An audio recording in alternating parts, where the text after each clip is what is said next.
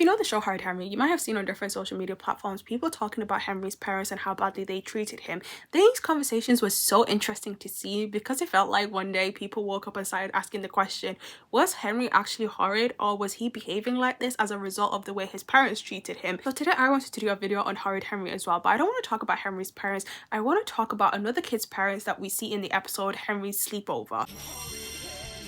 The episode also has a book of the same name, which I'll be talking about in this video as well. In this, we learn that Henry loves sleepovers because they can have midnight snacks, they can raid the fridge, they can stay up late, they can have fun, they can scream and shout, which is something he says. He said it was no fun having a sleepover at his house because at his house there was no rampaging, feasting. At Henry's, it was lights out as usual at 9 o'clock, no talking, no feasting, no fun. So in this episode, Henry gets invited over to Nick's house. Nick is the new kid, and Henry is very excited about this because he's been to every single person's house for a sleepover. By 3 o'clock, the parents will call his parents saying, come collect your son and don't bring him back to my house because of the trouble he causes there. So he's very excited that he can go to someone's house for a sleepover. In the episode in the book, we follow Henry as he goes over to Nick's house for the sleepover that he's so excited for because Nick's parents let him do whatever he wants. When he gets to the house, we see Nick's mum. She's dressed as a Viking and she's singing an opera. The dad is dressed as a vampire and two dogs jump out at Henry and he's confused. He's questioning, am I at the right house? And then Nick pops up and says,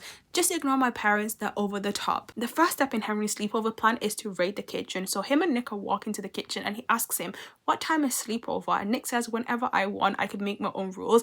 And Henry thinks that he's so lucky because he can do whatever he wants. And Nick says, yeah, but sometimes it's not as fun making up your own rules. When they get into the kitchen, this is when we see the state of Nick's house. The kitchen is a mess. There's dirty dishes everywhere. There's wine bottles on the floor. There's dog hair everywhere and dog saliva. And in the book, the dogs have weed on the floor as well. So Henry says to Nick, is there any biscuits? Like, where does your mum hide the snacks? And Nick gives him a biscuit. This is when the dog jumps at Henry, takes a biscuit into his mouth, and Nick comes, takes the biscuit out of the dog's mouth and passes it back to Henry and says, here you go, Henry. And Henry says, I don't really want to eat that right now. That scene was so crazy to me because I have a pet. If my cat licks something, I don't think I'll be eating it after. But in this household, the kids think it's okay to eat things out of the dog's mouth. And the fact that Nick doesn't have any rules, there is a little baby that's walking around this house. There's dog wee on the floor, dog hair everywhere. The dogs are putting things in their mouth left and right.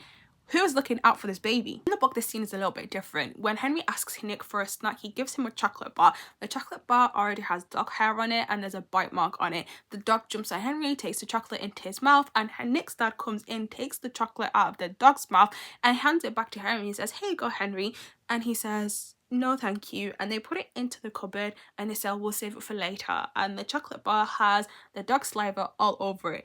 Also, again, like in this house, the dogs are just eating whatever they want. They're eating chocolate. Isn't that dangerous and poisonous to dogs? Like, I don't have dogs, but even I know that. The next thing that they do is go up to Nick's room, and the second thing that Henry likes doing at sleepovers is jumping on beds. So as soon as he gets into the room, he jumps on Nick's bed and the bed collapses. And Nick says to him, it's okay, my bed has already been broken.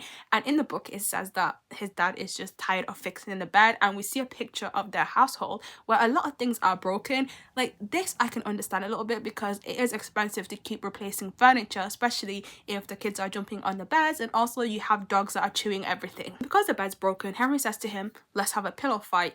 Nick says, oh, there's no pillows because the dogs have chewed them. He tells him that his toys have been chewed by the dogs, his comics have been chewed by the dogs, and asks Henry, did you bring any toys and comics? And Henry hides his stuff because he knows that in this house, nothing is going to survive. In the book, because the bed is already broken and there's no pillows for them to fight with, Henry's thinking about different things that they could do. It says on here they could sneak down and raid the freezer, but for some reason, Henry didn't want to go back into that kitchen. The whole time he's in the kitchen, he's just thinking to himself, ew, this is gross. Like, I can understand, like, it's hard to keep a house clean, especially if you have children, young children in the house. They're gonna make mess everywhere, right? But his parents, Nick's parents, are nowhere to be seen. They're taking their time, spending the time practicing for karaoke opera. They spend the time getting dressed up and playing fantasy while the house is a mess. The little baby's running around everywhere. The dogs are destroying things and eating things left and right, and the house is so loud. The next thing that Henry decides is, let's go and watch some TV. But because of how loud the house is, the parents are singing at the top of their lungs. They're blasting opera music as well. They have the TV on full volume, but they still can't hear it.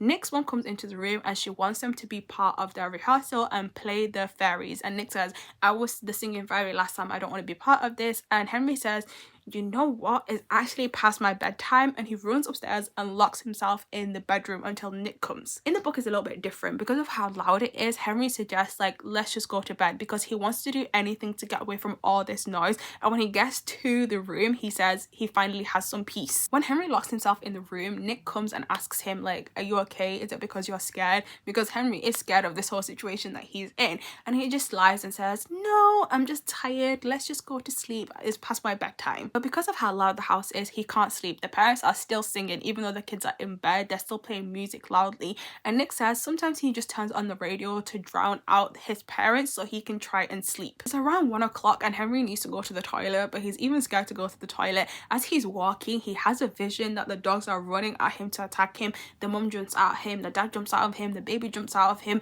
and he's so scared that he calls his dad and says, Dad, please come pick me up, I want to go home. In the book, it's also different. It says Horrid Henry loved noise, but this was too much. He'd have to find somewhere else to sleep. He couldn't sleep in the room because Nick is snoring, the radio is playing, the window is open, the parents are singing and playing music all night. So he's trying to find somewhere so he can get some peace and actually try to fall asleep. So he goes and he's walking around, he can't find anything. He goes into the cupboard and he's hiding in there to get some peace and to get away from everyone. In the book, when Henry is in the cupboard, he sits down on a pile of towels and he says that he's safe at last. Throughout the show, we see a lot of the other kids' parents, but this is the first time I remember seeing parents who just did not care about their kids. They were fully neglecting their kids.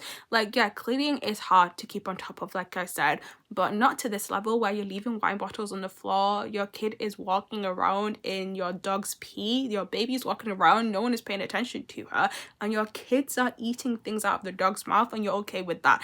Like, if you have a dog, tell me, would you ever eat something that your dog had in its mouth and you're gonna take it out and save it for later and eat it? Like, that is so unsanitary.